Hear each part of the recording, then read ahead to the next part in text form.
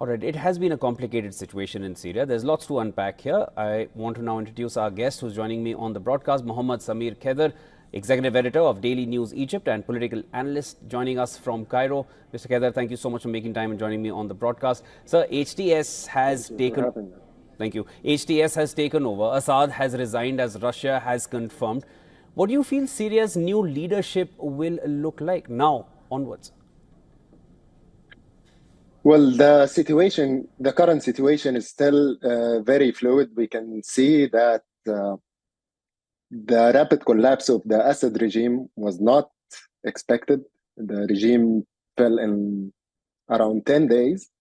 You can see that the Blitzkrieg offensive was led by the most powerful force, rebel force, the Hayat Tahrir al-Sham, which is an Islamist group that was formerly a Syrian branch of Al-Qaeda.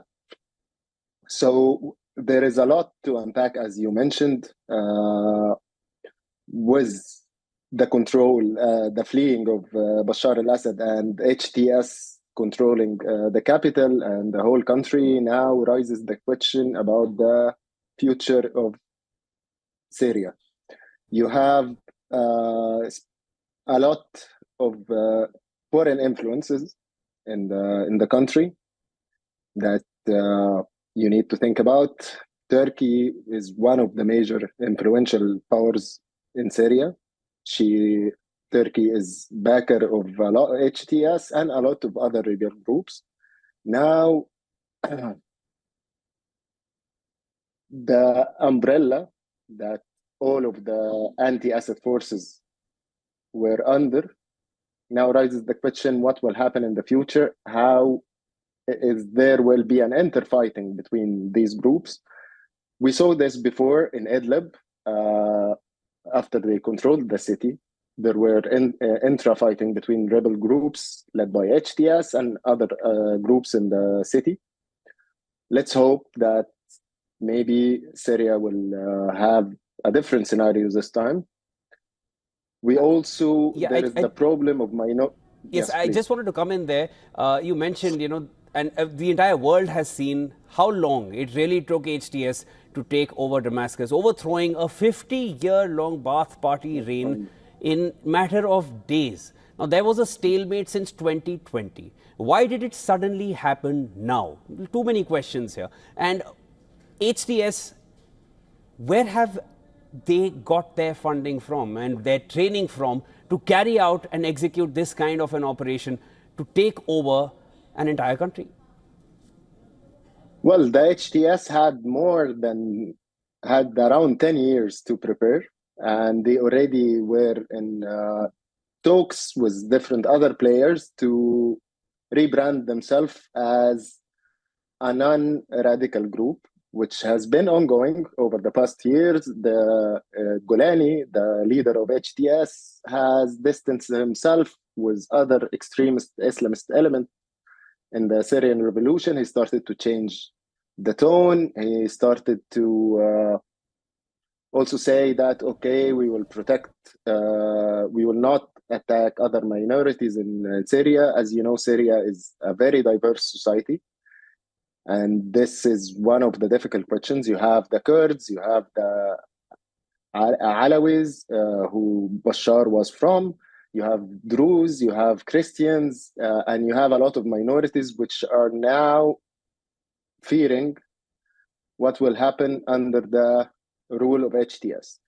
When it comes to funding, it's unknown, especially that HTS is supposedly it is a designated terrorist organization by different countries, including even the UN and the US.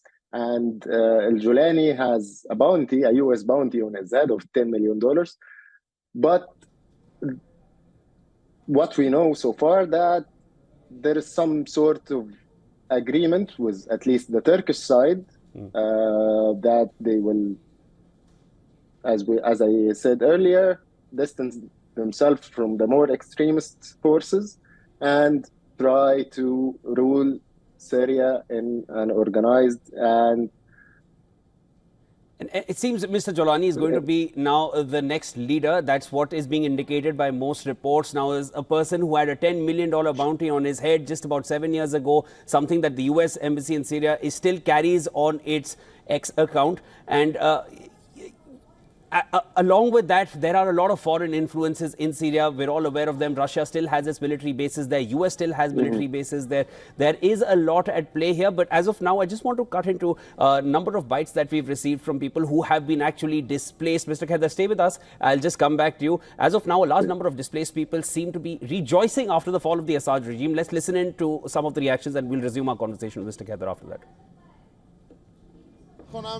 مردم چون خسته بودن، چون ناراضی بودن از حکومت بشار اسد، خودشون خیلی حمایت کردن. امیدوارم در نهایت برای مردم اونا اتفاق خوبی بیفته. It's really very mixed feeling. We cannot explain this feeling. It's a freedom, but what I would like to ask my people now to calm down and to plan for the future also.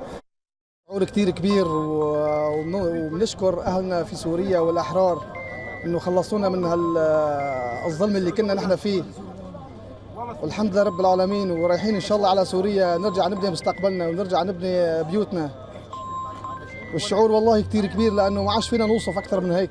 اليوم بالنسبة لي هو اليوم تاريخي، يعني يوم فرح، ما بعرف كيف بدي أعبر عن هذا الشعور، يعني صراحة يعني خلص كان في خوف جواتنا، طلع ما عاد في خوف. نحن هلا بمرحلة جديدة، بتمنى من كل الشعب السوري يكون ايد واحدة، ما يكون في طائفية، ويكون في بداية جديدة. الفرحة الحمد لله يعني بالخلاص من الظلم والفساد، بس يعني مشاعرنا هلا واملنا بالمرحلة الجاية قبل كل شيء الطمأنينة والهدوء والتفكير بعقلانية وعدم يعني الانجرار إلى الفوضى. A lot of people are rejoicing over the fact that now they perhaps get to go back to their homes. We've seen some of the reactions, but there is still one question which remains unanswered. That mystery is yet to be solved. The whereabouts of Syria's former leader Bashar al-Assad. Mr. Khader, I was speaking with you earlier. Mohammad Samir Khader, executive editor for Daily News Egypt, who's joining me is live with me on the broadcast. So, Mr. Khader, where could Assad really be, and whether he is alive, whether he is not alive, that also remains a question which is also being answered by a lot of people who are speculating on it. But as of now, what could be the possible places that he could have gone? Well, it's all matter of speculation so far. What we are sure of that his airplane has took off. Reuters has reported, citing sources, Syrian sources, that he might have been killed through, and that's why the airplane was off the radar. But I believe this is very speculative. Currently, I think there were earlier reports which said that he may have gone to Tehran. Yes. Then there were some reports saying he may have gone to Saudi Arabia. It still remains very, very fluid, while the situation inside Syria also remains extremely, extremely volatile. Some explosions have also been heard at one of the strategic points. As of now, no one knows where they came from. But as far as Assad's whereabouts are concerned, anything that you suspect at this point, because obviously there's hardly any detail out on it. I think that Saudi Arabia this is far-fetched. I don't think he will flee to Saudi Arabia. Tehran sounds like a probable place. Also, maybe Abu Dhabi, since the UAE has already, before the current events, has remended the relations with Assad regime, and UAE also is used to like what they did in Afghanistan. They took the president after he fled, and maybe he will head to Abu Dhabi as well. I don't think he will be heading to Moscow, since the current events, there was not infighting, but different of opinions between the two countries. And that is taking into consideration that he is still alive, because the fact that he may not be alive is also being reported by some sources. Again, it's all a matter of speculation as of now. So you're ruling out Saudi Arabia. It's more the higher chances of him perhaps going to Tehran or even UAE. And we have to also mention this, that the entire ordeal that we've seen right now in Syria, it seems eerily similar to what we saw in Afghanistan back in 2021. So the situation still remains very, very volatile. We will be tracking this very closely. But thank you so much for joining me on the broadcast. That was Mohammed Samir Khader, Executive Editor of Daily News Egypt and political analyst, joining us from Cairo. Mr. Khader, thank you so much for joining me. Thank you.